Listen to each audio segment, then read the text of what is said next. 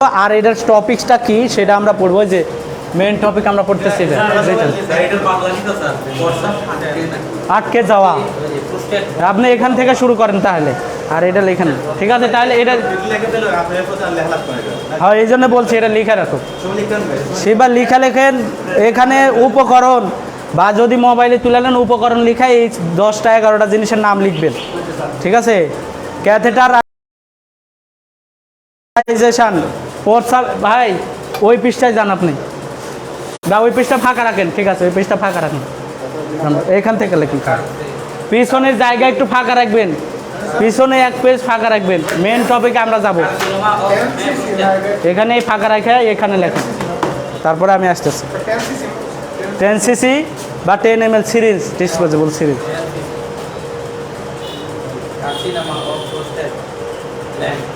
এটা লিখছেন, এটা এই জায়গা লেখেন আছে।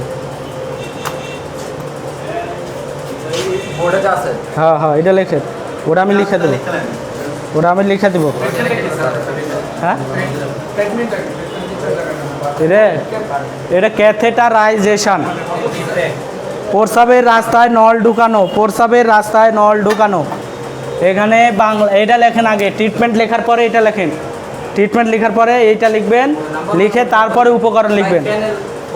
হ্যাঁ, প্রথমে লেখেন চিকিৎসা, চিকিৎসা লেখা পড়েন ক্যাথেটারাইজেশন, ক্যাথেটার ট্রিটমেন্ট, ঠিক আছে? হ্যাঁ, তারপর লেখেন ক্যাথেটারাইজেশন। প্রস্রাবের রাস্তায় নল ঢুকানো, এখন মানে আসতেছে? হ্যাঁ, সারাদিন ক্লাস করে করে যদি এখন মানে আসে তাহলে কী করে হবে? হ্যাঁ, লেখেন, বাংলা লিখে রাখেন, প্রস্রাবের রাস্তায় নল ঢুকানো। হ্যাঁ, number 1 by channel Foley's catheter, এ বলেন ফোলিস ক্যাথেটার। কোনটা? এটার নাম রে ভাই, এগুলোর নাম, এগুলোর নাম, এগুলো বাংলা নাম, এগুলো আমি জিনিস দেখা দেবো। মেডিকেলে এর নাম হ্যান্ড গ্লাভস, এরা আমি কি বাংলা দিয়ে দিব রে ভাই? হ্যাঁ, CHANN চ্যানেল, টিভি চ্যানেল আছে না, ওই channel.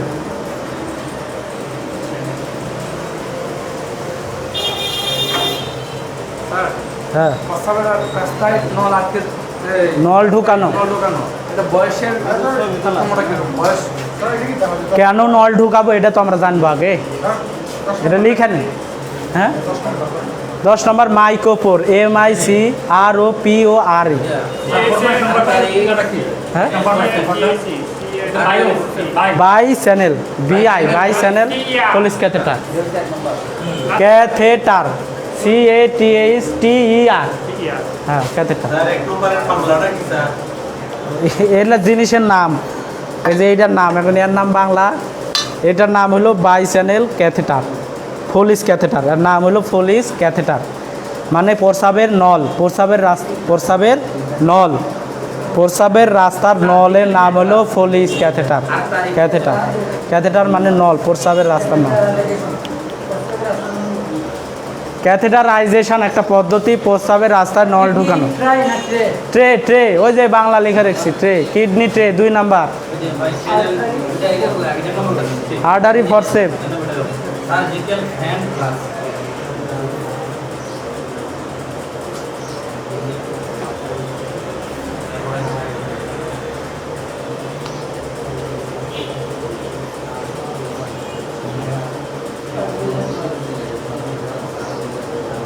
Artery forcep.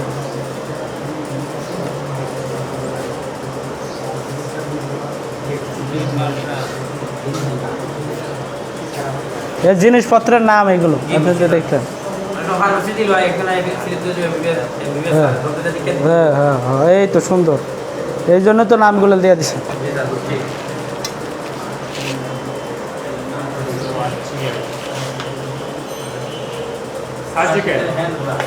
Surgical hand gloves,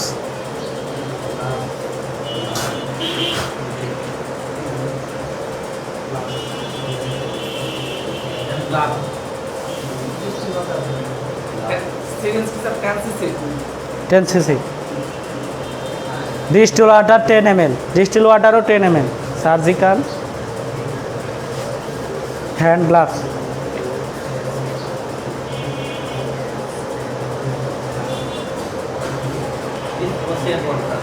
gloves ভি ওটা, ডিসপোজেবল সিরিঞ্জ,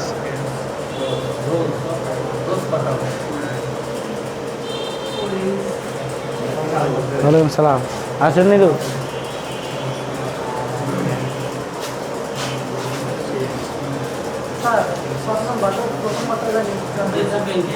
গজ,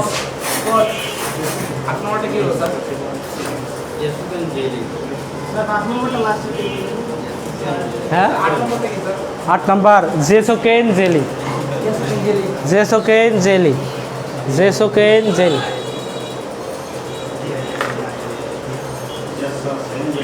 জেসোকেন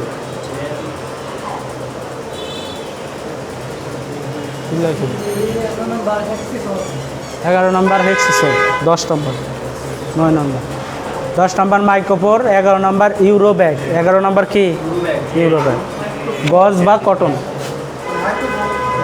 মাইক্রোপোর দেখছে, সার্জিক্যাল টেপ বলে, টেপ একে বলা হয় মাইক্রোপোর।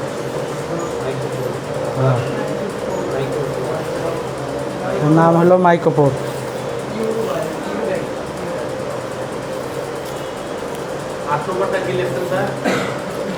হ্যাঁ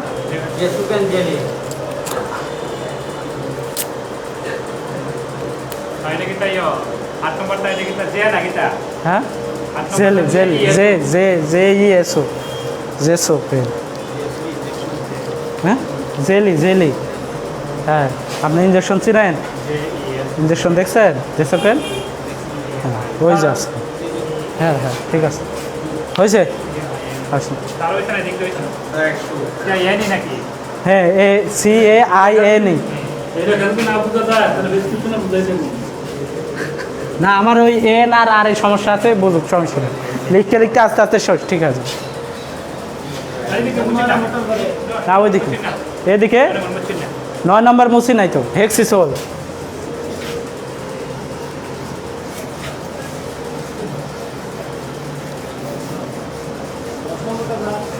হ্যাঁ 10 নম্বর মাইক্রোপোর,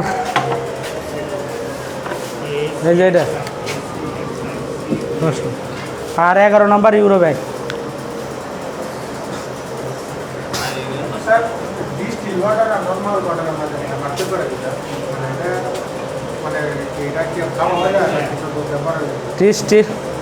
ডিস্টিল ওয়াটার যেটা আমরা অ্যাম্পুলে যেগুলো পাই, ঠিক আছে, এগুলো রিফাইন করা থাকে একটু, আর সামান্য বেশি পার্থক্য না, এর মধ্যে কোনো উপাদানও দেওয়া থাকে না, এটা পার্থক্য হলো মেশিংয়ে ওটাকে রিফাইন করে যে অ্যাম্পুলের মধ্যে ঢুকানো হয়, এটাই আমরা বলি হ্যাঁ।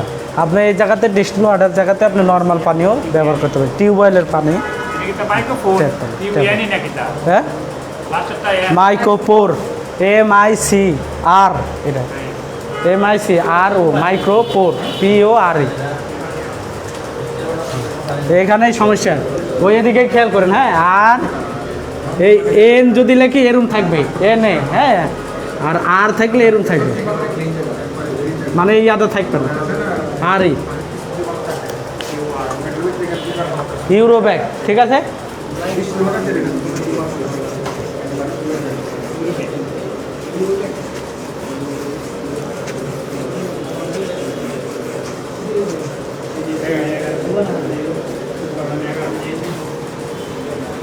এখন ওই পিছনের ব্যাকে যান, পিছনের দেখেন আমাদের সিলেবাসে আছে retention of urine, retention of urine, এই পেজেরই, হ্যাঁ সিলেবাসে দেওয়া আছে 5 নম্বর লেকচার, ডুজ বা প্রচলন, রিটেনশন অফ ইউরিন, সার্জারি যান, সার্জারি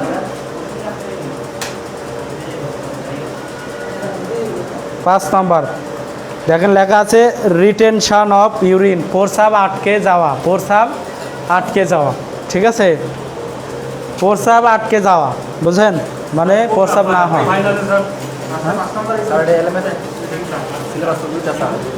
কোনটা এলএমএফ কোনটা ডিএমএস,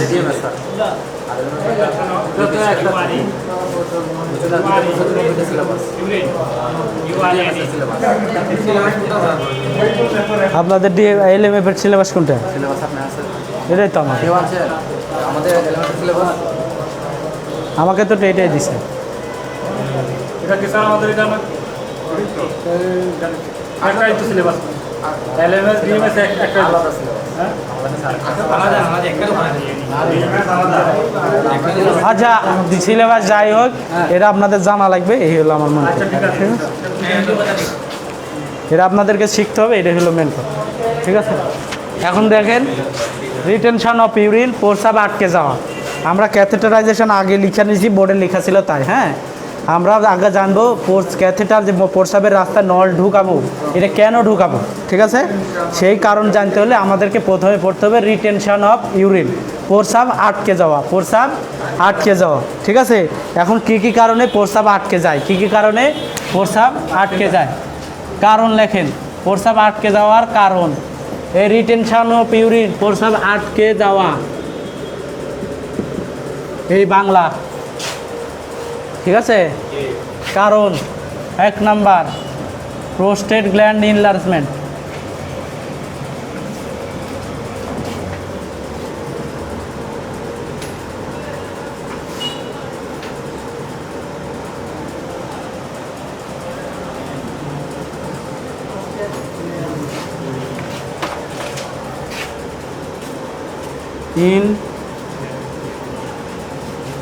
লার্জ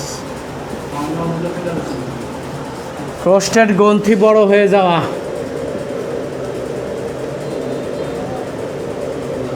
প্রোস্টেট গ্রন্থি বড় হওয়া, হওয়া লেখে।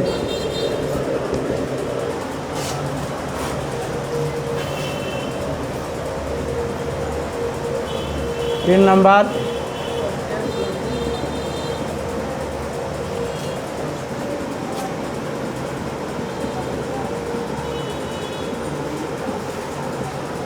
প্রোস্টেট গ্ল্যান্ডে ক্যান্সার হওয়া, ওটাতেই ক্যান্সার হওয়া।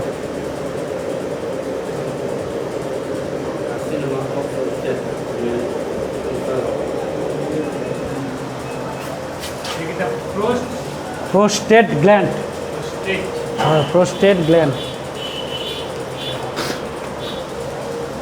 3 নাম্বার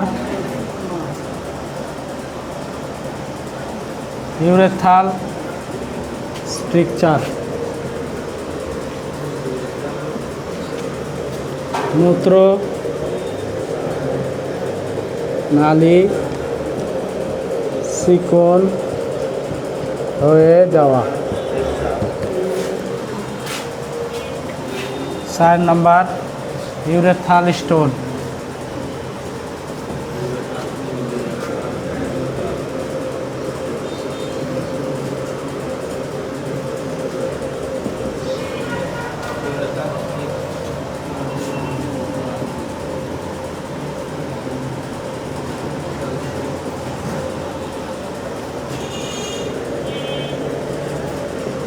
রেনাল স্টোন কিডনিতে,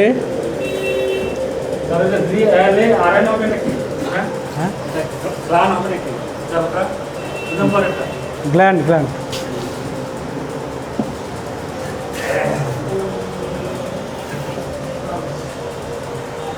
6 নাম্বার, 6 নাম্বার কি আছে?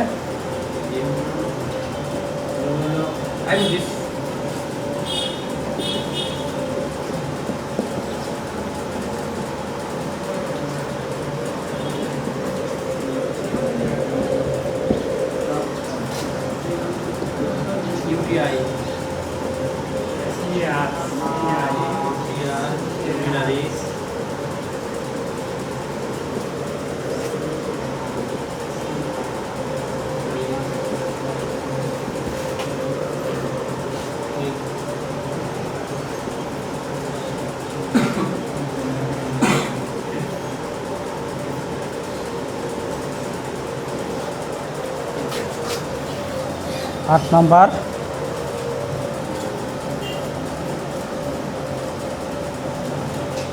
ट्रॉमा। এটা হলো হিস্টোরি অফ, হ্যাঁ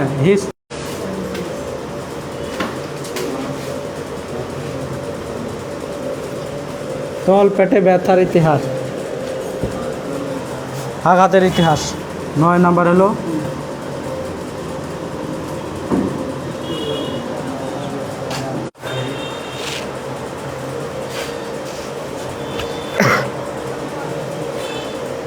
বুঝতে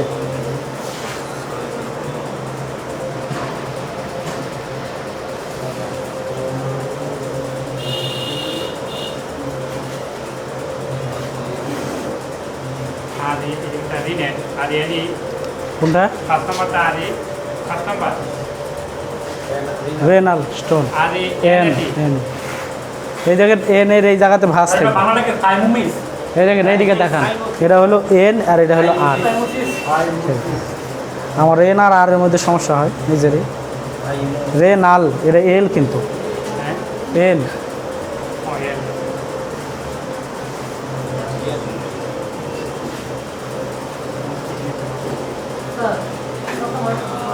হ্যাঁ 7 নম্বর কি?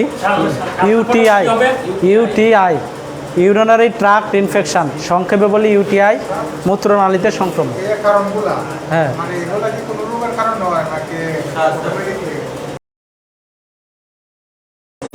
রোগে প্রত্যেকটা একটা রোগ।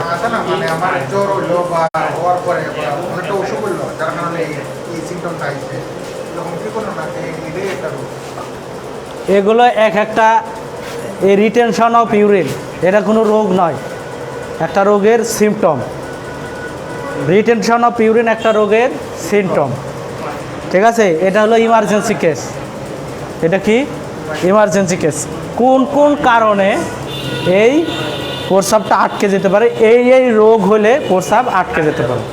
এই এক একটা রোগ, এক একটা কি রোগ, এই রোগের কারণে প্রস্রাব কী হতে পারে, বন্ধ হয়ে যেতে পারে। এটা হলো আপনার জানার জন্যে, ঠিক আছে? এটা আপনাকে জানতে হবে। তারপরে আমরা কি লক্ষণ বা কি করা যায়, প্রস্রাব আটকে গেলে আমাদের কি করণীয় সেটা আমরা জানবো। প্রস্রাব আটকে গেলে, যদি প্রস্রাবে আটকে যাওয়ার রোগী আসে, তাহলে আমাদের চিকিৎসার প্রথমে আসে ক্যাথেটারাইজেশন। দ্বিতীয় চিকিৎসা হলো puncture of pubis lower abdomen, মানে এই ইউরিনারি ব্লাডারটা পাংচার করে দেওয়া। তো পাংচার করে তো আমরা দিতে পারি না, এটা ডাক্তার ছাড়া পারবে না, কিন্তু ক্যাথেটারটা আমাদের পর্যায়ে আমরা করাতে পারবো। হ্যাঁ 7 নম্বর ইউটিআই, হ্যাঁ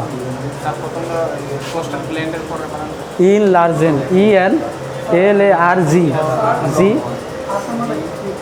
8 number history of trauma on lower abdominal মেন, অ্যাবডোমেন লেখা।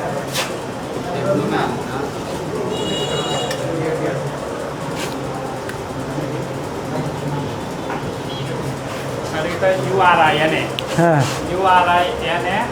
হ্যাঁ urinary, URINARY, urinary tract infection লেখা হয়েছে। তাইলে তো আসল জিনিস বুঝাতেই যাবো নিজে দিন। কোনটা? লয়ার অ্যাবডোমেন, তলপেটে আঘাতের ইতিহাস।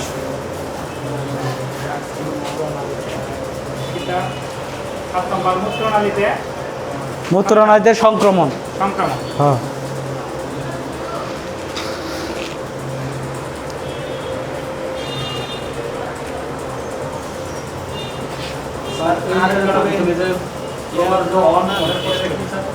On lower abdomen, তলপেট।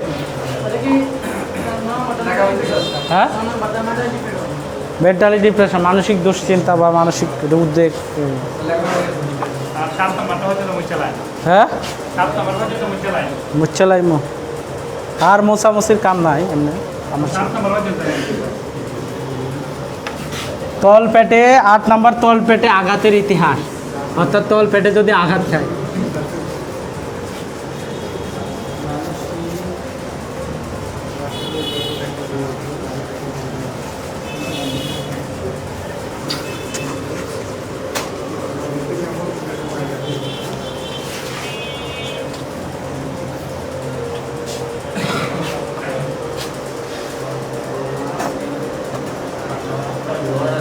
বুঝছে না? লয়ার অ্যাবডোমেন, তল পেটে। বাংলা লেখেন, বাংলা তাড়াতাড়ি। এখন আসেন, আমরা যে রিটেনশন অফ ইউরিন আমাদের সিলেবাসে আছে, এর কথার অর্থ হলো প্রস্রাব আটকে যাওয়া বা প্রস্রাব বন্ধ হয়ে যাওয়া। কোনো ব্যক্তির যদি প্রস্রাব না হয়, ঠিক আছে, কোনো ব্যক্তির প্রস্রাব বন্ধ হয়ে যায়, এটা হলো 24 থেকে 48 ঘন্টার মধ্যে হতে পারে এবং রুগী অস্থির থাকে, ঠিক আছে, প্রস্রাব করার জন্য সে উদ্বিগ্ন, মানে উৎকণ্ঠা থাকে, সে অপেক্ষা করে যে প্রস্রাব করবে, প্রস্রাব হচ্ছে না, প্রস্রাব করবে কিন্তু তার প্রস্রাব হচ্ছে না, তখন এই টার্মকে বলা হয় রিটেনশন অফ ইউরিন, প্রস্রাব আটকে যাওয়া। মানে প্রস্রাব আছে ঠিক আছে, কিন্তু প্রস্রাবটা তার হইতেছে না, প্রস্রাবটা তার কি হইতেছে না, বন্ধ হয়ে গেছে। একটা বিষয়, এখন এক্সাম্পল আমার ফার্মেসি আছে, এখন একজন রোগী আসলো যে বলতেছে আমার প্রস্তাব হইতেছে না, ওই ক্ষেত্রে কি আমি কি ওই ট্রিটমেন্ট দিব নাকি তাকে মেডিসিন দিব, কোনটা করবো? বয়স মনে করেন আমার সমান অথবা আপনার সমান, তাকে কি আমি আপনার এই ট্রিটমেন্টটা দিব? প্রস্রাব কতক্ষণ ধরে হইতেছে না? কি কারণে আমরা হ্যাঁ। সবাই তো এটা দেওয়া যাবে না, না না, মানে আমি কি ওষুধ দেবো নাকি এই ট্রিটমেন্টটা দিব? হ্যাঁ চলো মেন থ্যাংক ইউ। প্রথম কথা হলো, যখন আমরা প্রস্রাব আটকে যাওয়ার যে ইয়েটা, সেটা হলো কোন রুগীর কী কারণে প্রস্রাব আটকে গেছে সেটা আমাকে বেসিস করতে হবে, ঠিক আছে। তারপরে আমরা ওষুধ দিব না ক্যাথেটার করব না এই রুগীকে আমরা রাখতে পারবো না, সেটা হলো পরের কথা। এখন আপনি জানেন কোন কোন কারণে প্রস্রাব আটকে যেতে পারে, ঠিক আছে, প্রস্রাব কী কী কারণে আটকে যেতে পারে, ঠিক আছে, গেলে কি করা লাগবে সেটা আমরা ওই কারণের ভিত্তিতে আপনাকে নির্দেশনা দেবে যে এই রুগীকে আমরা ওষুধ দিব না এই রুগীকে আমরা কী করব, ঠিক আছে। এবং এই রুগীর লক্ষণ দেখে আপনারা বুঝতে পারবেন যে একে ক্যাথেটার করা লাগবে বা একে ওষুধ দেওয়া লাগবে, যেটার কথা, ঠিক আছে। এখন দেখেন, প্রস্রাব আটকে যাওয়ার প্রথম কারণ হলো prostate gland enlargement, prostate gland enlargement, ঠিক আছে, প্রোস্টেট গ্রন্থি বড় হওয়া, প্রোস্টেট গ্রন্থি বড় হওয়া, এখানে প্রোস্টেট গ্রন্থি বড় হওয়া, ঠিক আছে। তাহলে প্রথম কথা হলো প্রোস্টেট গ্রন্থি কী সেটাই তো আমরা জানি না, নাকি? প্রোস্টেট গ্রন্থি কী সেটা জানি, কেউ জানে? শুনছেন, নাম শুনছেন? শুনছেন না? হ্যাঁ, নাম শুনছেন হয়তো, যারা মেডিকেল রিলেটেড কোনো কাজ করেন তারা জানবেন। প্রোস্টেট গ্ল্যান্ড, ঠিক আছে, এই প্রোস্টেট গ্ল্যান্ড হলো পুরুষের একটা গ্ল্যান্ড, গ্রন্থি, এটা ছেলেদের থাকে, মেয়েদের থাকে না, মনে থাকবে, কাদের থাকে? ছেলেদের থাকে। ছেলেদের প্রস্রাবের রাস্তা আর বীর্য বের হওয়ার রাস্তা, হ্যাঁ, বা যেখানে ইউরেটার, হ্যাঁ, এই যে পেরিসটা, তার সাথে আমাদের স্কুটাম থাকে, স্কুটাম, ঠিক আছে, এখানে দুইটা টেস্টিস থাকে, তার সাথে দুইটা সংযোগ থাকে, ঠিক আছে। এই ইউরেটার এইখানে, এই রাস্তা দিয়ে আমাদের এই ডার্ক ডিফেন্স দিয়ে বীর্য বের হয়, কী বের হয়? বীর্য বের হয়। আমরা যদি সহবাস করে, যৌন মিলন করে, এই রাস্তা দিয়ে, প্রস্রাবের রাস্তা দিয়ে বীর্য বের হয়, হ্যাঁ না? আবার প্রস্রাবের রাস্তাতে কী বের হয়? প্রস্রাব বের হয়। এখন এই যে সংযোগস্থল, এই যে স্টেশন, এই স্টেশনে একটা গ্ল্যান্ড আছে, অর্থাৎ যখন প্রস্রাব বের হবে তখন বীর্য বের হবে না, আবার যখন বীর্য বের হবে তখন প্রস্রাব বের হবে না। এই রাস্তা, এই মুখে, এই জায়গাতে একটা গ্ল্যান্ড আছে, সেই গ্ল্যান্ডটার নাম হলো প্রোস্টেট গ্ল্যান্ড, গোল আকৃতির, একটু ছোট, এই গ্ল্যান্ডটার নাম হলো প্রোস্টেট গ্ল্যান্ড। এই গ্ল্যান্ডটা যদি কোনো ক্রমে কার্যক্ষমতা হারায়, কোনো কারণে, কী কী কারণে কার্যক্ষমতা হারা পারে? বয়স হয়ে গেছে, 60 বছর হয়ে গেছে, ঠিক আছে, এ আর সিগন্যালও দেয় না, কিছুই করে না, সবসময় প্রস্রাব আসতেছে, প্রস্রাব করে যেতেছে, ঠিক আছে। আবার কি হতে পারে? বড় হয়ে যেতে পারে, প্রোস্টেট গ্ল্যান্ড কী হতে পারে? বড় হয়ে যেতে পারে। এগুলো সব বয়সের কারণে। প্রোস্টেট গ্ল্যান্ড যে, মানে বয়স হলেই প্রোস্টেট গ্ল্যান্ডের সমস্যা হয়, এর আগে প্রোস্টেট গ্ল্যান্ডের সমস্যা খুব কম হয়, রেয়ার, ঠিক আছে। তাহলে বয়সের কারণে এই উঠানামা করে, এটা আর করে না। বা এখানে যদি ক্যান্সার হয়, কোনো ক্রমে যদি ক্যান্সার সেল ডেভেলপ করে, সেখানেও প্রোস্টেট গ্ল্যান্ডটা কী হয়ে যেতে পারে? বড় হয়ে যেতে পারে। যদি প্রোস্টেট গ্ল্যান্ড বড় হয়ে যায়, তখন এই প্রস্রাবের রাস্তা কী হয়ে গেল? বন্ধ হয়ে গেল। তাহলে কি তার প্রস্রাব কী হয়ে যাবে? আটকে যাবে। আপনি যতই ওষুধ দেন কোনো কাম হবে না, কারণ কি?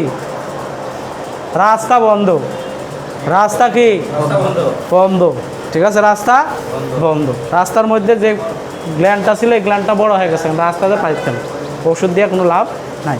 এটা হলো বয়স্ক রোগীদের ক্ষেত্রে, 50 থেকে 60 বছর পার হয় যেসব পুরুষদের, লোকদের, তাদের। মহিলাদের আছে?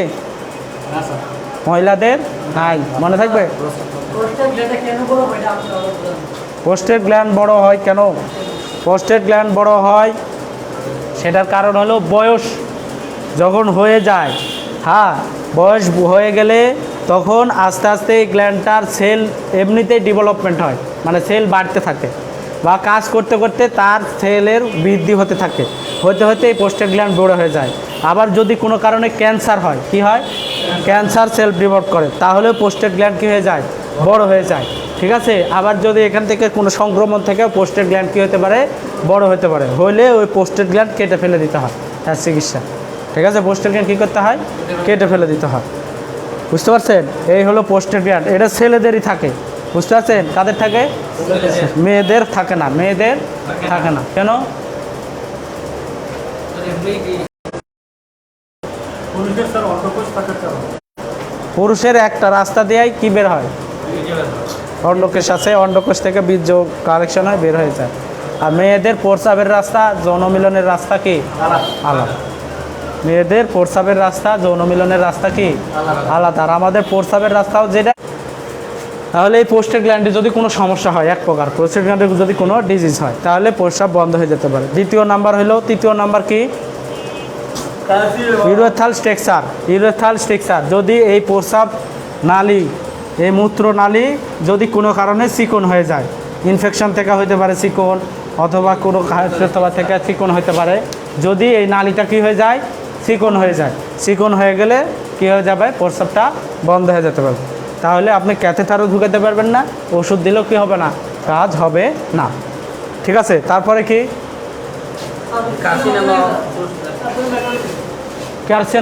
ক্যান্সার বলছি তো। তারপরে কি? ইউরেথাল স্টোন। যদি স্টোন হয়, কিডনিতে যদি পাথর হয়, এই পাথরটা নেমে চলে আসে না? ওষুধ খাওয়ার জন্যে ওষুধ খাইয়ে, আবার হোমিওপ্যাথি ওষুধ খায় বা যেগুলো ওষুধ আমরা ব্যবহার করি, এই ওষুধগুলো খেয়ে স্টোনটা নেমে আসে। আসার পরে যদি কোনো ক্রমে এখানে যদি আটকে যায়, তাহলে আর প্রস্রাব বের হবে না। ঠিক আছে, প্রস্রাব বের হবে না। তারপরে কি আছে? Kidney stone. যদি কিডনিতে স্টোন হয়, কিডনিতে স্টোন হলে ইউরেটার ব্লক হয়ে যেতে পারে।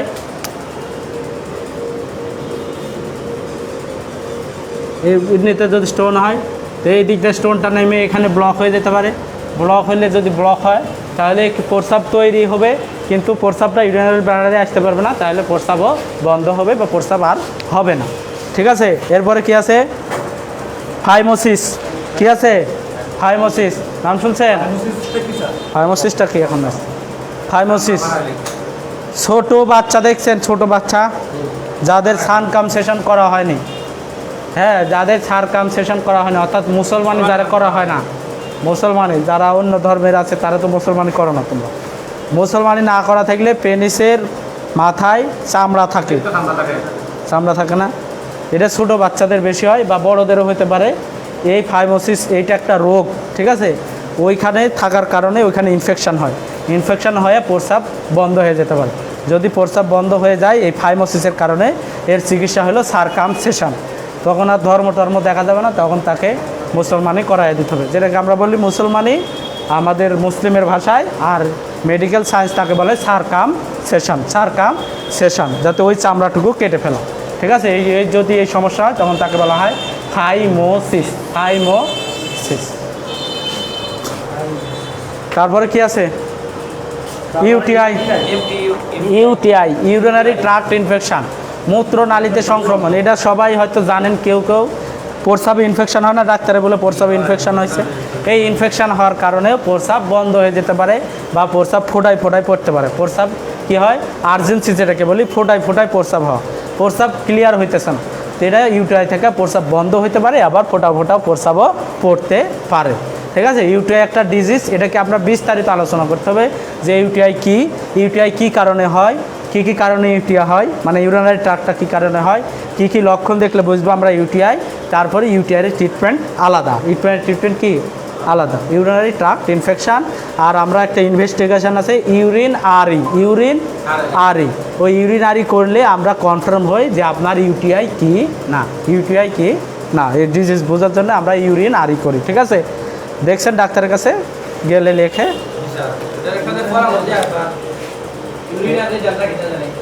এই যে ইউরিন আর ই লেখে, সিবিসি লেখে, লেখে না, আরবিএস লেখে, লেখে না, এগুলো লেখে না ডাক্তাররা চিকিৎসা করতে গেলে। এই ইউরিনারি করতে গেলে ইউরিন আরি মানে ইউরিন প্রস্রাবের routine state, routine examination, routine examination, ইউরিনের রুটিন এক্সামিনেশান। রুটিন এক্সামিনেশান বলতে বোঝানো হয়, রুটিন মানে বুঝুন তো পর্যায়ক্রমে, অর্থাৎ যে আমরা রুটিনের প্রস্রাব টেস্ট করা হয় physical examination, chemical examination, microscopic examination, এই 3 ধরনের এক্সামিনেশান করা হয়। আমরা ইউটিআই দেখি মাইক্রোস্কোপিক এক্সামিনেশানে দেখবেন আরবিসি লেখা আছে, ইপিথিলিয়াল লেখা আছে, 5 সেল লেখা আছে, 5 সেলের উপর একটা হলুদ দাগ দেয়া দেয়। প্রস্রাবের টেস্ট দেখলে দেখেন 5 সেলের উপর একটা হলুদ দাগ দেয়, ঠিক আছে। আমরা যেদিন ইউটিআই পড়বো সেদিন এই প্রস্রাবের টেস্ট, ইউটিআই টেস্ট ধরা সম্পর্কে আমরা জানবো, ঠিক আছে। এটা আমাদের জানতেই হবে, হ্যাঁ। আমরা ফার্মেসি নিয়ে বসি বা নিজের জন্য হলো এই টেস্টটা সম্পর্কে অন্তত আমাদের ধারণা রাখতে হবে। প্রত্যেকটা টেস্ট সম্পর্কে ধারণা রাখতে হবে, রক্ত টেস্ট সম্পর্কে, প্রস্রাব টেস্ট সম্পর্কে, আরবিএসকে, এগুলো সব সম্পর্কে আমাদের ধারণা রাখতে হবে যদি আমরা এই পেশায় আসি, ঠিক আছে। তারপরে কি, তাহলে ইউটিআইয়ের কারণে প্রস্রাব বন্ধ হয়ে যেতে পারে। লয়ার অ্যাবডোমেন, যদি তল পেটে কেউ কোনো কারণে আঘাত চাচ্ছে, কেউ লাথি মারে না মাইরা, তখন বলে যে আমার প্রস্রাব বন্ধ হয়, প্রস্রাব হইতেছে না, প্রস্রাবের বেগ আসতেছে, প্রস্রাব হইতেছে না, সেখান থেকে হইতে পারে। অথবা আরেকটা 9 নম্বর কারণ হলো যদি কারো কি থাকে মানসিক দুশ্চিন্তা, মানে এমন দুশ্চিন্তা পড়ে গেছে তার প্রস্রাব পায়খানা হাগা খাওয়া মানে সব কিছু বন্ধ হয়ে গেছে, হ্যাঁ মাথা চিন্তা, মানে এমন সাগরের মধ্যে পড়ে গেছে, সেই সাগর থেকে সে উঠতে পারতেছে না, মানে এই হেড অফিসার কোনো কাজ নাই, সে আর কাজ করতে পারতেছে না, কী করবে? তখন যে কোনো একটা সিমটম দেখা দিতে পারে। কারো প্যারালাইসিসের মতো হয়ে যেতে পারে, কারো বুকে ব্যথা নিয়ে হতে পারে, কেউ প্রস্রাব বন্ধ হতে পারে, পায়খানা বন্ধ হতে, এখান থেকে ওই সমস্যাটা হতে পারে। তলপেটে আঘাত, যদি কেউ আঘাত অ্যাক্সিডেন্ট করছে যাইতে লেগে করে না, এখানে এই যে থারবার এই অঞ্চলে যখন আঘাত খায়, এই আঘাত খাওয়ার কারণে প্রস্রাবটা বন্ধ হয়ে যেতে পারে, ঠিক আছে। এই হলো কারণ। এখন আমরা এই ট্রিটমেন্টের ভিত্তিতে যখন আমরা যাই তখন এই কারণগুলো আমাদেরকে মাথায় রাখতে হয়, ঠিক আছে। যেমন এই কারণগুলো জানার দরকার হলো, আমরা ইউরেটার থাকলে, প্রস্রাবের রাস্তায় যদি পাথর থাকে তাহলে ওই রাস্তাতে নল ঢুকানো যাবে না, পোস্টেড গ্ল্যান্ড থাকে যাবে না। এই কারণে আপনাদেরকে এই জিনিসগুলো মাথায় রাখতে হবে। আর যতই ওষুধ দেন ওই সব কারণ থাকলে আপনার ওষুধে কাজ করবে না, ঠিক আছে। যেগুলো কি ওষুধ, ফ্লুসেমাইড প্রস্রাব বেশি হওয়ার জন্যে যে না ব্যবহার করি না, ফ্লুসেমাইড পাটা ফুলে গেছে, হ্যাঁ এই ফ্লুসেমাইডেও তখন এই সব কারণে রিটেনশন অফ ইউরিনে কোনো কাজ হবে না। হ্যাঁ কিন্তু সে এমন অস্থির হয়ে গেছে, তাকে প্রস্রাব করা লাগবে, লক্ষণ এই রোগের লক্ষণ, সে এমন পর্যায়ে আছে, সে বাথরুমে যাইতেছে আর আইতেছে, ঠিক আছে। বাথরুমে যাচ্ছে আর আসছে, মানে আপনাকে বলবে যে তুই যে করে হোক আমাকে বাঁচা, সে তার সম্পদ দিয়ে দিবে এমন, ঠিক আছে। প্লাসে মানে যে বলবে যে তুই আমার সব লিখা নে, তারপরে আমারে বাঁচা, ঠিক আছে। এই পর্যায়ে আমরা সেই ট্রিটমেন্টটা, ইমার্জেন্সি যে ট্রিটমেন্টটা, বুঝতে পারছেন, তখন আমাদের মাথায় আনতে হবে প্রথমে ক্যাথেটারাইজেশন। কি মাথায় আনবো? ক্যাথেটারাইজেশন। এখন চলে আসেন, আপনি বুঝতে পারছেন ভাই, আমার কথা বুঝতেছেন? যখন রুগীটা কি করবে, প্রস্রাবের জন্য অস্থির হয়ে যাবে, দেখবেন যে লোয়ার অ্যাবডোমিনাল ফুলে গেছে, সে বলবে যে একদিন ধরে প্রস্রাব নাই, বা 16 ঘন্টা, 18 ঘন্টা, 24 ঘন্টা বা 48 ঘন্টা সে পানি খাওয়া বাদ দিছে, কিন্তু সে প্রস্রাবের জন্য কি করতেছে, অস্থির, প্রস্রাব করার জন্য সে অস্থির হয়েছে। হ্যাঁ, যদি মনে করেন যে কম হয়, যদি মনে করেন যে তার অস্থিরতা আপনি যদি না পারেন, তাহলে আপনি বলতে পারেন যে আপনি চলে যান। আর আপনি যদি পারেন, আপনার দূর থাকে, মনে করেন বানিয়াসং, ওইখান থেকে আসতে আসতে 2 ঘন্টা 3 ঘন্টা, ওইখানে একটা পেশেন্টের যদি ওই পরিস্থিতি থাকে, তাহলে আপনি ক্যাথেটার করাইয়া দিতে পারবেন যদি আপনার ইয়ে থাকে। আর যদি আশেপাশে থাকে তা হাসপাতালে দেখেন কি কারণে করতে পারে, কি কারণে হইতে পারে, ঠিক আছে। এখন হ্যাঁ, তারপরে রেফার করে দিলাম, তাহলে হবে না, আপনাকে দ্রুত পাঠাই দিতে। যদি ক্যাথেটার না যায় তাহলে তো আর আপনার কিছু করার না, টেস্ট না করলে বুঝতে পারবেন। ওই জন্য কজটা পড়ানো হয়েছে, এই জন্য কারণটা পড়ানো হয়েছে আপনাদের মাথায় যেন নলেজে যেন থাকে যে এই কারণে হতে পারে। ঠিক আছে। আর যদি যে রোগীগুলো পায়, যেমন আমাদের সমবয়সী বা উঠতি বয়সের যে মানুষগুলো আছে, এগুলো বন্ধ হয় মেন্টালি ডিপ্রেশন অথবা কোনো আঘাত কাছে, এমনি একটু আঘাত কাছে নার্ভ বা ইয়ে গেছে, কারণ প্রস্রাব করতে চাইতেছে কিন্তু প্রস্রাব হইতেছে না, এমন পেশেন্টই আপনারা বেশি পাবেন। ঠিক আছে। আর বয়স্ক মানুষ যেগুলো থাকে সেগুলোতে অপারেশনই করতে হয়, পোস্টেড গ্ল্যান্ডে যদি সমস্যা থাকে, বন্ধ হয়ে থাকে। এরপরে ক্যাথেটারাইজেশন শেখানোর কাজ হলো, যেমন পোস্টেড গ্ল্যান্ড নিয়ে গেছে, অপারেশন করে নিয়ে গেছে, তখন ওনারে 3 মাস 4 মাস ক্যাথেটার পরানো পরে রাখে। ঠিক আছে। একটার পর একটা বয়স্ক হয়ে গেলে তখন আমরা এই ক্যাথেটারটা ডাক্তারের ইন্ডিকেশন দেওয়া থাকে যে ক্যাথেটার পরানো লাগবে। ঠিক আছে। কারো অপারেশন হয়েছে, ঠিক আছে, তখন তাকে ক্যাথেটার পরানো হয়। ঠিক আছে। এইগুলো খুলে যাতে আপনারা পড়াতে পারেন, এই জন্য আপনাদেরকে ক্যাথেটারাইজেশনটা, প্রস্রাবের রাস্তায় নল ঢুকানোটা আপনাদেরকে জানতে হবে। বুঝতে পারছেন কেন জানতে হবে? গুরুত্ব। এখন আসেন আমরা কিভাবে পড়াবো প্রস্রাবের রাস্তায় নলটা। ঠিক আছে। এখন পড়ানো জানা আপনাদের আইকিউ থেকে যতটুকু আমি শেখানো দরকার, এবং যে কোনো প্রশ্ন আপনি আমাকে করবেন, আমি আপনাদেরকে যে কোনো জায়গাতে সমস্যা হলে আমি আছি। ঠিক আছে। এখন আপনাকে আমি এখান থেকে শিখাই দেবো, বল পাসিং শিখাই দেবো। এটা মাঠে খেলা হলে আপনাদের নাকি, মাঠে তো আর কোচ নামবে না, নামবে খালি এড়িয়ে দেবে। এই খেলা হলে আপনাদের। এখন প্রথমে থাকা লাগবে মনোবল, তখনও কি থাকা লাগবে? মনোবল, যে আমি পারবো। প্রথমে কি থাকা লাগবে? মনোবল, আমি পারবো। ঠিক আছে। এখানে এমন কোনো কথা নাই যেটা খুব কঠিন। ঠিক আছে। এখন যারা দুর্বল পাবলিক আছে না, ওই ইনজেকশন দিতেই তো ওই ভয় পায়, রক্ত দেখলে অজ্ঞান হয়ে যায় না? আচ্ছা, এই পাবলিক তো খুব সমস্যা, এই পাবলিকে তো আমি আর উঠাইতে পারবো না, এটা সাথে নিয়ে ঘুরতে হবে। ঠিক আছে। এখন এই প্রস্রাবের রাস্তায় নল ঢোকাতে একটা মনোবল, সাহস, আমি পারবো, আমি জানি, আমার শিক্ষা আছে, তাহলে এটা আপনারা পারবেন। আর যদি তাও না পারেন, প্রস্রাবের রাস্তার নলটা যাতে খুলতে পারেন, আজকে যদি খুলতে পারেন, তাহলে মনে করেন 1 ঘন্টা বসে থেকে আমারও বক করা যদি সার্থক হবে, আপনারও বসে থাকাটা সার্থক হবে। আর সবচেয়ে বড় সার্থক হবে, সফল কাম হবে তখনই যখন আপনি এটা পড়াতে পারবেন। ঠিক আছে। এখন পড়াতে গেলে কী কী জিনিস লাগবে, এই জিনিসগুলোর নাম আমি লিখে দিছি, হ্যাঁ, এবং এই জিনিসগুলো আমার সাথে আছে, আমি আপনাদেরকে দেখায় দেব। ঠিক আছে। দেখায় দেব। দেখেন 1 নম্বর দেখছি বাই চ্যানেল ফুলিস ক্যাথেটার, এটা নামের। ঠিক আছে। বাই চ্যানেল মানে কি? বাই মানে 2 মুখালা, চ্যানেল মানে কি? মুখ, চ্যানেল বোঝেন না? এই যে বাই মানে 2 মুখালা একটা ক্যাথেটার লাগবে।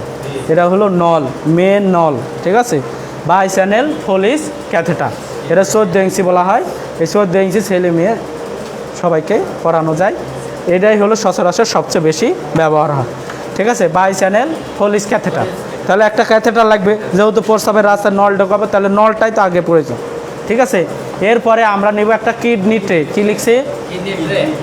Kidney tray. দেখেন ট্রে মানে বুঝেন, চা নাস্তা দেয়, এটা কিডনির মতো দেখতে, তাই এটাকে বলা হয় কিডনি ট্রে। তারপরে কি আছে? আর্টারি ফরসেপ, ধরার জন্য আমরা একটা ফরসেপ ব্যবহার করি, তার নাম হলো আর্টারি ফরসেপ। আরও আছে, এগুলো যেদিন আমরা সেলাই শিখবো সেগুলোর নাম আমি বোর্ডে লিখে দেবো, তখন আপনারা জানতে পারবেন।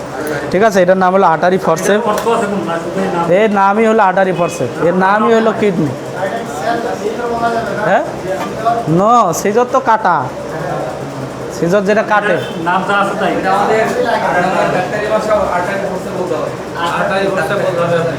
এটাই তো জানতে হবে, আর কি জানবো আমি, কি জানাবো? এটাই তো ডাক্তারি ভাষায় তো জানতে হবে। কেঞ্চি তো সিজার যেটাকে বলে, সেটাকে বলে কেঞ্চি। সিজার যেটাকে বলে সেটাকে বলে।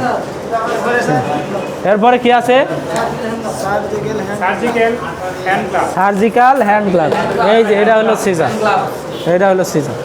সিজার মানে কেঞ্চি। এই সিজার আবার 2-3 ধরনের আছে, একটা আছে ফাইন সিজার, আর এটার নাম হলো রাফ সিজার। ঠিক আছে। ফাইন সিজার যেগুলো আমরা চামড়া, মাংস টাংস কাটি, এগুলো বডির অংশ কাটি, সেটাকে বলি ফাইন সিজার। আর যেটা রাফ সিজার, ব্যান্ডেজ কাটা, সুতা কাটা, কাগজ কাটা, এগুলো। হ্যাঁ, গ্লাভস, হ্যান্ড গ্লাভস চেনেন তো। এরপরে কি আছে? তারপরে কি? Disposable syringe. সিরিঞ্জ চেনেন? ডিসপোজেবল সিরিঞ্জ কোনটা? যেই সিরিঞ্জ আমরা এখন বর্তমানে ব্যবহার করি, এই সিরিঞ্জগুলোকে বলা হয় ডিসপোজেবল সিরিঞ্জ। সুন্দর নাম। ঠিক আছে। আগে ডিসপোজেবল সিরিঞ্জ ছিল না, এগুলো ধ্বংস করা যাবে, এগুলো ব্যবহার করে ওয়ান টাইম ইউজ করা হয় এবং এগুলোকে ধ্বংস করে দেওয়া হয়, তাই এদেরকে বলা হয় ডিসপোজেবল সিরিঞ্জ। ডিসপোজেবল সিরিঞ্জ সুন্দর নাম, আমরা সিরিঞ্জ নামেই ডাকতে পারি, ঠিক আছে। সুন্দর নাম জানলাম আজকে থেকে ওর নাম হলো ডিসপোজেবল সিরিঞ্জ, কারণ এটা আমরা একবার ব্যবহার করি। কয়বার ব্যবহার করি? একবার, ওয়ান টাইম ইউজ, তাই না? এবং এটাকে আমরা কি করে দিই? ডিসপোজ করে দিই, ফেলে দিই, পুড়ায় ফেলি। এটা সব জায়গায় ফেলানোর নিয়ম নাই। হবিগঞ্জে যত ব্যবহার হবে সব চলে আসতে হবে এখানে। এটা হলো আইন, মেডিকেল এথিক্স, মেডিকেল আইন অনুযায়ী সদর হাসপাতাল আছে, উপজেলা হেলথ কমপ্লেক্স আছে, সেগুলো জমা হবে। আপনিও যদি ইউজ করেন, এগুলো এক জায়গায় কাছের ধারালো অস্ত্র, এগুলো আছে, এই আইন মেনে ওগুলো রাখবেন, তারপরে ওটা জমা দিতে হবে। তারা পুড়ায় ফেলবে, ঠিক আছে। তারা কি করবে? পুড়া ফেলার জায়গা আছে, ওটা পুড়া ফেলতে হবে, ডিসপোজেবল, ধ্বংসপ্রাপ্ত। এরপরে কি আছে? Distil water. ডিস্টিল ওয়াটার এমপুল দেখছেন? ডিস্টিল ওয়াটারের এমপুল, ওই যে ভায়াল বললাম না, ভায়ালের সাথে যে পাউডারের সাথে যে পানিটা থাকে, ওই পানিটাকে বলা হয় ডিস্টিল ওয়াটার, ঠিক আছে। অথবা ট্যাপ ওয়াটার ব্যবহার করতে পারেন, কিন্তু এখানে শুধু নর্মাল স্যালাইন আর বাতাস যেন না ঢুকে, এটা মনে রাখতে হবে, ঠিক আছে। তারপরে কি আছে? Distil water 10 ml। গজ বা কটন, গজ চিনে? কটন, কটন মানে কি? তুলা। আর গজ মানে? ওটা তো ব্যান্ডেজ, ব্যান্ডেজ। আর যেটা লাগানো থাকে চার কোনা করা থাকে, ওই ব্যান্ডেজই গজ বানানো যায়। ব্যান্ডেজকে কি বানা যায়? গজ, ব্যান্ডেজ, কটন, ঠিক আছে। ব্যান্ডেজকে আমরা কি বানাতে পারি? গজ বানাতে পারি, ঠিক আছে। এরপরে কি আছে? জেসোকেইন জেলি, এটা হলো ইনজেকশন, সলিউশন বলা হয়, ইনজেকশন বলা হয়। হ্যাঁ, এই ইনজেকশন, জেসোকেইন ইনজেকশন, এটারই জেলি আছে। এটার কি আছে? জেলি মানে বুঝেন তো কি? নরম যে রুটি না, ইনজেকশন কেন? জেলি ব্যবহার করতে হবে। এখানে কি ব্যবহার? জেলি অবশ করার জন্য, পিসিল করার জন্য। হ্যাঁ, ওটা জেলি, জেসোকেইন জেলি। এটাতে জেলি, এটা হলো ইনজেকশন না, ওটা জেলি। জেলি হচ্ছে রুটির সাথে যে জেলি খান, ওই জেলির মলমের সাথে একটা টিউব আছে, জেলি টিউব পাওয়া যায়। জেসোকেইন, লিডোক্লেইন হাইড্রোক্লোরাইড, আসল নাম হলো। কেউ যে হ্যাঁ হ্যাঁ, তারপরে হেক্সিসল তো চিনেন, ওই যে সবুজ। হ্যাঁ, এটা পুশ করা লাগবে না, এটা না, ওটা জেলি।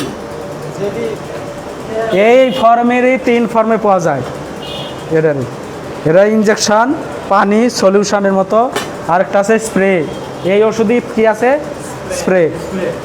আরেকটা আছে জেল, আরেকটা আছে গেছে জেল, একটা ইনজেকশন।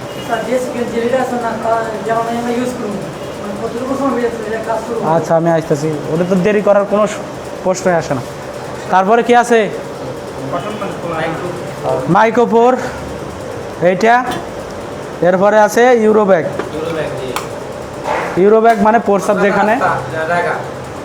যেখানে জমা থাকবে, প্রস্রাব জমা থাকবে, ভরে যাবে, এটা বের করে আপনাকে প্রস্রাব ফেলবে। সার্জিক্যাল টেপ বলা হয় যেটা, এর ভালো নাম হলো মাইক্রোপোর, ঠিক আছে। এখন আসেন আমরা কিভাবে পদ্ধতিটা ব্যবহার করি। সার্জিক্যাল টেপ, এর ভালো নাম হলো micropore. Micropore, micropore, surgical tape.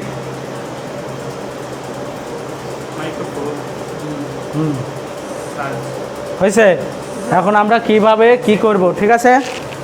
এখন আমরা কিভাবে কি করব? হেক্সিসোল, যে নীল ওষুধটা আছে না, হ্যান্ড ড্রাপ, যেটা তোর করোনার মধ্যে, ওটা একটা বাসায় আছে। এখন আসেন আমরা কিভাবে এটা কি করব। 10 মিনিট আর নামাজ পড়তে হবে আমার, পরে সামনের ক্লাসে আবার ওই যে ওষুধ লিখে দেবো, পরে আলোচনা হবে। দেখেন, প্রথমে রুগীকে শোয়া নেব, ঠিক আছে। কোন রুগী? যে রুগী যে অস্থির হইতে প্রস্রাবের কারণে, এই রুগীকে শোয়া নেওয়ার পরে বলবো যে আপনার প্রস্রাবের রাস্তা নল ঢুকালে আপনার প্রস্রাবটা বের হয়ে যাবে, আপনি আরাম পাবেন, ঠিক আছে। এটা বলে নিতে হবে রুগীকে। এরপরে রুগী আমার হ্যান্ড ড্রাপ করে নেবে, হেক্সিসোল দিয়ে হ্যান্ড ড্রাপ করে নেয়, আমরা হ্যান্ড গ্লাভস করবো, ঠিক আছে। হ্যান্ড গ্লাভস করার আগে এই জিনিসগুলো আমরা রেডি করে নেবো, যেমন পানি, সিরিঞ্জে নিয়ে, ডিস্টিল ওয়াটার নিয়ে এখানে রাখবো, তারপরে জেসোকেইন জেলিটা রাখবো, এরপরে যেই জিনিসগুলো আটারি ফরসেপ্ট এখানে রাখবো, কটনটা রাখবো বা ব্যান্ডেজটা রাখবো, ঠিক আছে। রাখার পরে ব্যান্ড গ্লাস পরার পরে আমরা কি করব, ওই জায়গাটা পরিষ্কার করে দেবো গজ দিয়ে। ওই যে অঞ্চলে ইয়া করবো হেক্সিসল দিয়ে ওই অঞ্চলটা কী করবো, পরিষ্কার করে নেব, ঠিক আছে।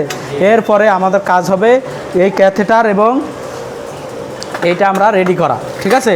এই ক্যাথেটার আর এটা রেডি করা, এটা দুইটা কাগজে মোড়ানো থাকে। কয়টা বললে? দুইটা কাগজে মোড়ানো থাকে। এই দুইটা কাগজ কেউ খুলে দিবে, তখন আপনি ছাড়া এটা থেকে যেন কেউ হাত না দেয়, ঠিক আছে। এটা স্টেরাইল করা থাকে, খালি হাত লাগানো যাবে না। আপনার হ্যান্ড গ্লাভস পরা আছে, আপনি লাগাতে পারবেন, ঠিক আছে। আর কেউ যেন না লাগায়, হ্যাঁ। তাহলে এই হ্যান্ড গ্লাভস নিয়ে আমি এটা ধরবো। ধরার পরে এইখান থেকে একটা পলিথিনের সিরা থাকে, খোলা থাকে, এর মাথায় প্লাস্টিক থাকে, খুলে আমরা এই বরাবর এটা সেট আপ করে নেব।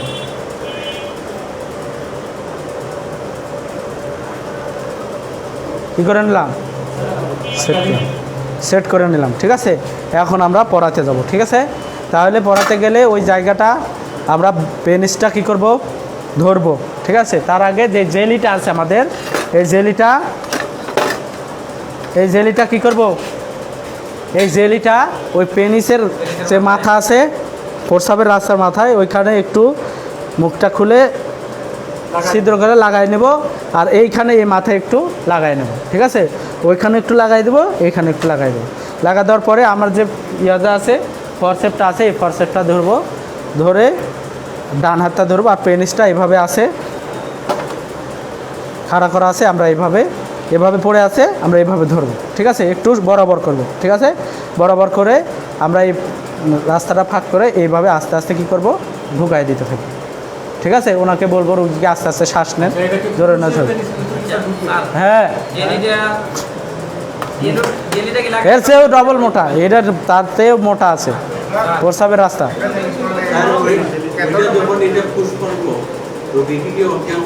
না না, ওই যে অজ্ঞানের জন্য যে ব্যথা যাতে কম পায়, যে চোখেন জেলে লাগাইতেছি এতে ব্যথা কম পাবে এবং ওই জায়গাটা কি হবে, পিচ্ছিল হয়ে যাবে, চলে যাবে আরাম।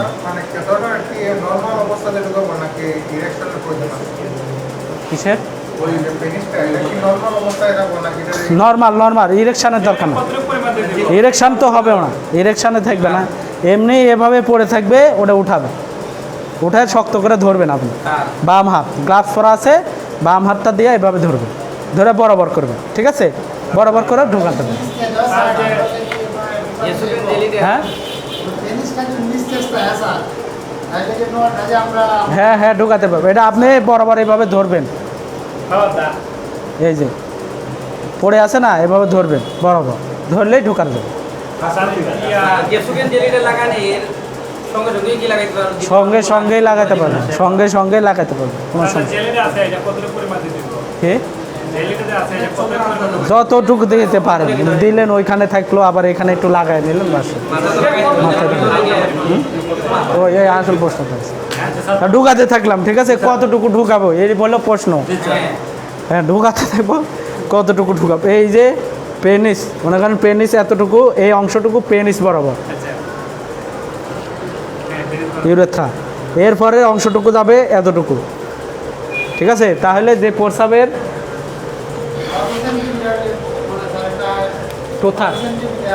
Two third ঢুকাবেন, 2 third.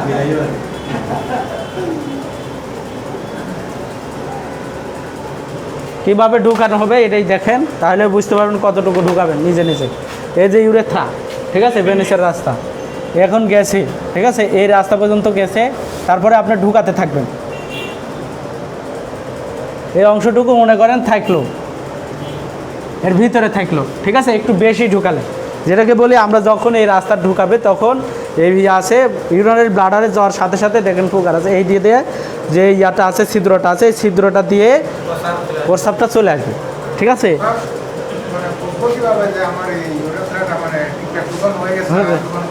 হ্যাঁ, আচ্ছা, এটা টেকনিক। আপনাকে 2 থার্ড ঢুকালেন, ঠিক আছে, বা একটু কম, অর্ধেকের একটু বেশি, ছোট বড় হতে পারে, স্বাভাবিক। এখন এই টেকনিক আছে, এই টেকনিকটা হলো প্রস্রাব গেলে সাথে সাথে দেখবেন যে প্রস্রাবের একটি পানি চলে আসে, আইসে এই পানিটা এই ব্যাগ পর্যন্ত অতিক্রম করা পর্যন্ত টেকনিক। এই ব্যাগে এসে পড়ছে, আপনি স্টপ করেন, মানে কি এখানে পৌঁছেছে মানে এই জায়গাতে পানি আসছে মানে কি এটা ইউরিনারি ব্লাডারের মধ্যে চলে গেছে। তারপরে আমি একটু বেশি ঢুকাই দিলাম, ঠিক আছে, যে ওইদিকে থাকার পরে মানে ওইখানে চলে আসছে, তখন আমি কি করে দিলাম, স্টপ করে দিলাম, ঠিক আছে। স্টপ করে দেওয়ার পরে তখন এটাকে আটকানোর জন্য, এটা তো আবার যদি ছেড়ে দিতে আবার চলে আসবে না, যে রাস্তায় বেরোচ্ছে সেই রাস্তায় চলে আসবে। এটাকে আটকানোর জন্য তখন এইভাবে আমরা এই সিরিঞ্জে 10 ml সিরিঞ্জে পানি নিয়ে রাখবো। দেখেন এই চ্যানেল কি ফাঁকা আছে না, এই চ্যানেল ফাঁকা আছে, এই চ্যানেলের মধ্যে দিয়ে আমরা এই সিরিঞ্জটা ঢুকাই দেবো, একটু পেঁচ দিই, শক্ত করে চাপ দিয়ে একটু পেঁচ ঘুরাইয়া ঢুকাই দেবো, ঠিক আছে। তাহলে ওইখানকার পিস্টনটা খুলে যাবে, খুললে তারপরে আমরা যখন চাপ দিব শক্ত করে আস্তে আস্তে যে চাপটা দিব,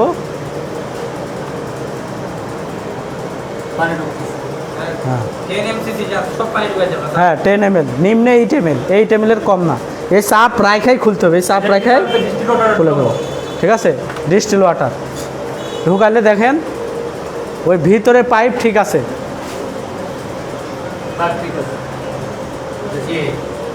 দেখেন ছিদ্র,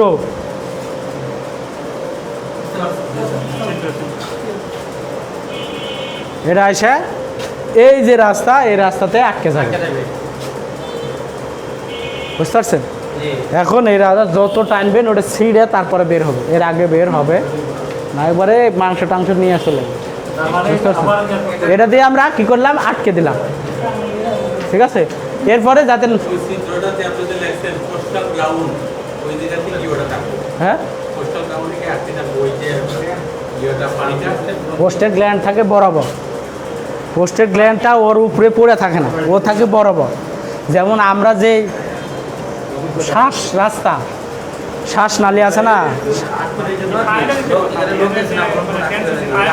এটা ওই ইউরিনারি ব্লাডারে চলে গেছে। কোথায় গেছে, এই প্রস্রাবের যে ইউরিনারি ব্লাডার, আমাদের প্রস্রাব থলি আছে না, ওই প্রস্রাব থলির মধ্যে যাবে, এই মুখটা যাবে কোথায়, প্রস্রাব থলির উপরে এই অবস্থান করবে, ওই পোস্টের গ্ল্যান্ডের সাথে এর কোনো ইয়া না, প্রস্রাব থলির মধ্যে থাকবে সে। আবার ওই নল, প্রস্রাব থলি থেকে নল, এখানে ফাঁকালো জায়গা না, এখানে বক, আর এদিকে চিকন না, এদিকে নলটা চিকন না, নালিটা চিকন না, এই ইয়ার মধ্যে থাকবে, থলির মধ্যে থাকবে, এটা নলের মধ্যে যাতে বের হয়ে আসতে না পারে, এই থলির মধ্যে ভাসমান থাকবে এভাবে।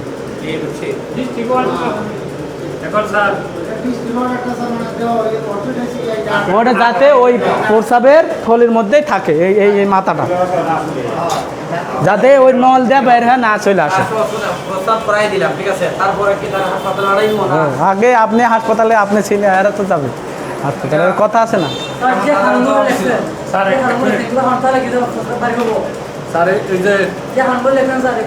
এরা আপনি বাই করতে পারবেন না, এরা হাসপাতালে রেফার করে দিতে হবে, তাহলে রেফার প্রস্রাবের যে শরীরটা, মানে যে আমাদের বডিটা, ওটার মধ্যে যে দুটো বিচি থাকে, ওইটা ছাড়া কি বাকি যে অংশটা আছে ওইটার মধ্যেই পানিটা থাকে, আমরা যে ও আল্লাহ, তাকে এটা উপরে থাকে, এটাই তো কিডনি ইয়া করলাম না।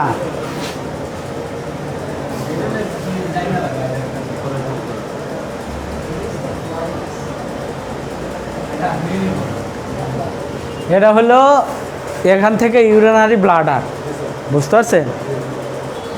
এখানে কিডনি হলো প্রস্রাব তৈরি করবে, আইসা জমা হবে, এটা ইউরিনারি ব্লাডার, এর নাম কি, প্রস্রাব থলি। থলি মানে বুঝেন, থলি মানে কি, ব্যাগ, ব্যাগ সারা প্রতিনিয়ত আমাদের প্রস্রাব তৈরি হইতেছে, এই প্রস্রাব তৈরি হইতে হইতে হইতে হইতে জমা হবে এখানে আসে, কারণ প্রস্রাব তৈরি হবে আর বাইরে হবে, তাহলে তো মানুষ তো খালি প্রস্রাবই করতে থাকবে, তবে এখানে প্রস্রাব তৈরি হবে, জমা হবে। 500 ml এর ব্যাগ আছে, কি আছে, ব্যাগ আছে, ওই ব্যাগের মধ্যে জমা থাকবে। 200 থেকে 300 ml এর মধ্যে যদি আসে ভরে এই ব্যাগটা, তখন এই ব্রেনে সিগন্যাল চলে যায় যে প্রস্রাব করতে হবে, তোমাকে কি করতে হবে না। কেউ বলে, অন্য কেউ বলে প্রস্রাব লাগলে কেউ জানায় নাকি আপনার প্রস্রাব করতে হবে, হ্যাঁ, এই থলির মধ্যে প্রস্রাব এসে জমা হবে, তখন যাই বসবেন, তখন এই 200 ml বলেন, 250 ml বলেন, প্রস্রাব বের হয় না, হয় না, এটা তো কেউ বলা লাগে না। তাহলে ওইটা হইলো প্রস্রাবে, আমরা অংশ হলো এইটা, আর ওই যেটা বলতেছেন এটা তো আলাদা সাবজেক্ট, ওর মধ্যে কি সম্পর্ক, এই তো প্রস্রাবের সাথে সম্পর্ক, ঠিক আছে।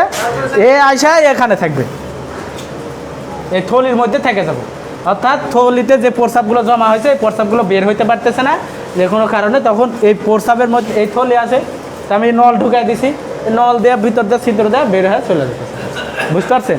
আর এটা ফুলানোর অর্থ হলো এখানে আটকে থাকবে, এই থলির মধ্যে যাতে এই নলটা এই মুখটা থাকে, ঠিক আছে? এই হলো আটকে থাকার জন্য। এখন খুলতে হবে। এনসিসি যে আমরা দৃষ্টি ওয়াটারে দেবো, এনসিসি তো আমরা লাগানোর পরে তো